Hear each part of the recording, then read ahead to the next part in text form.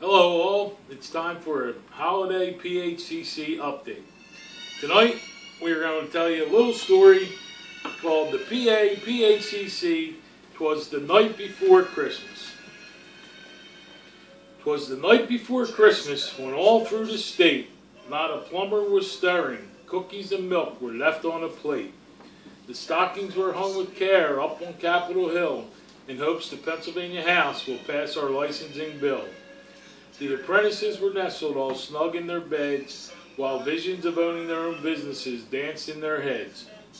And Tina in her kerchief and Walt in his cap had just settled their brains for a long winter's nap, when out on the lawn there arose such a clatter, Walt sprang from his bed to see what was the matter. Away to the window Walt flew like a flash, tore open the shutters and threw up the sash. The moon on the breast of the new fallen snow gave the luster of midday to objects below, when what to Walt's eyes should appear but a miniature sleigh and 8 members he could hear. With the little old driver so lively and quick, Walt knew in a moment it must be Mike or St. Nick. More rapid than eagles the executive committee they came, and Mike whistled and shouted and called them by name. Now Jonathan Moyer, now John Galligan, now John Luke and John McEwen. On Tom Riches, on Tina Hedrick, on Jim McStravick and Walt Kresinowski. To the top of the porch, to the top of the wall. Now let's answer the call before fall. As dry leaves that before the wild hurricane fly, when they meet with an obstacle, mount to the sky. So up to the Capitol the executive committee flew, with the sleigh full of hope for 2014 and passage of our bill too. And then in a twinkling the house could hear on the roof the prancing and pulling of each little hoof. As Walt drew in his head and was turning around, down the chimney Mike went in a bound. He was dressed all in fur from his head to his foot. His clothes were all tarnished with ashes and soot.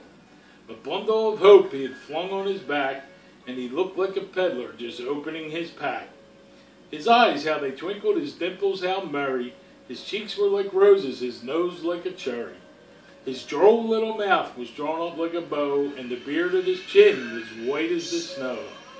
The letter of hope held tight in his teeth, and a wish for passage of the bill encircled his head like a wreath.